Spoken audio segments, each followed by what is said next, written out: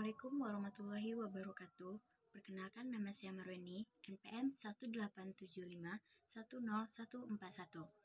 Program Studi Kriminologi semester 4 kelas A. Saya membuat video ini bertujuan untuk memenuhi UAS mata kuliah kejahatan lingkungan. Baiklah, langsung saja saya akan mempresentasikan hasil dari makalah yang saya buat dengan judul Pencemaran Air Sungai Kuantan di Kabupaten Kuantan Sengingi oleh Penambangan Emas. Negara Indonesia merupakan salah satu negara di dunia yang mempunyai banyak kekayaan alam, baik yang dapat diperbaharui maupun yang tidak dapat diperbaharui.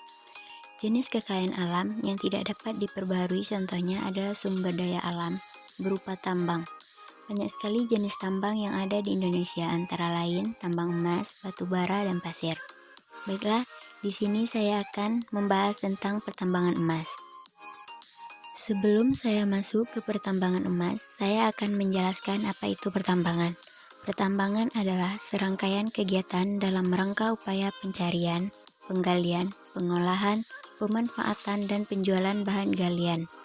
Pertambangan secara hukum ada dua jenis, yaitu pertambangan resmi dan pertambangan tidak resmi. Pertambangan resmi adalah pertambangan yang memiliki izin dan memiliki tempat pertambangan yang khusus, serta memperhatikan dampaknya terhadap masyarakat. Sedangkan pertambangan yang tidak resmi adalah pertambangan yang tidak memiliki izin dari pemerintah dan tidak memiliki tempat yang khusus, serta tidak mempedulikan dampaknya terhadap masyarakat. Selanjutnya, saya akan menjelaskan pertambangan emas tanpa izin atau disebut peti di Kabupaten Kuantan Sengingi.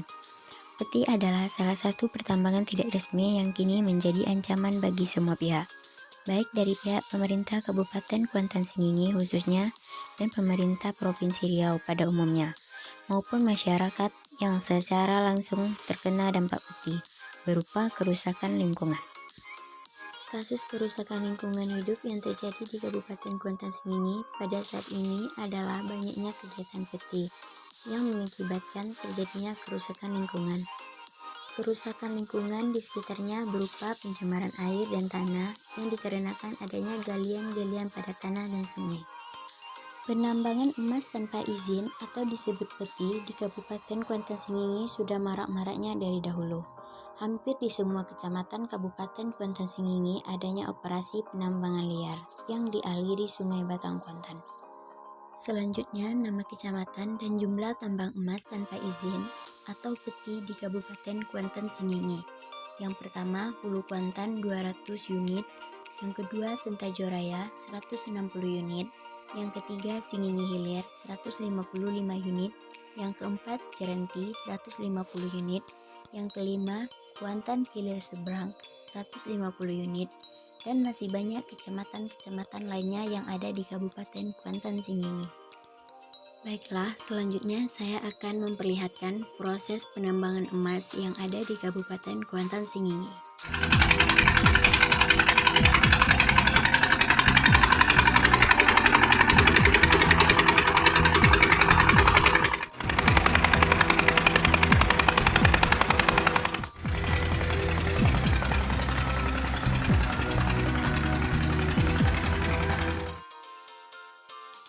Begitulah proses penambangan emas yang ada di Kabupaten Kuantan Sengingi, yang pastinya banyak menimbulkan dampak. Di antara lain dampaknya adalah, yang pertama, air Sungai Kuantan tidak dapat lagi digunakan untuk minum, karena tercemarnya air yang membuat warna air menjadi coklat dan kekuningan. Yang kedua, air aliran Sungai Kuantan yang digunakan masyarakat untuk mandi, mencuci, kebanyakan menimbulkan penyakit gatal-gatal dan kudisan.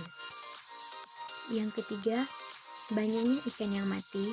Yang keempat, populasi ikan sangat berkurang karena tidak bisa lagi berkembang biak. Yang kelima, mata pencarian masyarakat setempat terhadap akibat air sungai tercemar karena sulit untuk mencari ikan. Yang keenam, terbentuknya lubang-lubang di dasar sungai. Yang ketujuh, banyaknya tebing-tebing sungai yang runtuh sehingga menyebabkan sungai tidak terbentuk lagi. Dan yang paling parah adalah adanya sifat biomagnifikasi di mana logam-logam tersebut akan ikut berpindah dari tubuh predator awal sehingga terakumulasi dan terus bertambah di dalam tubuh predator akhir.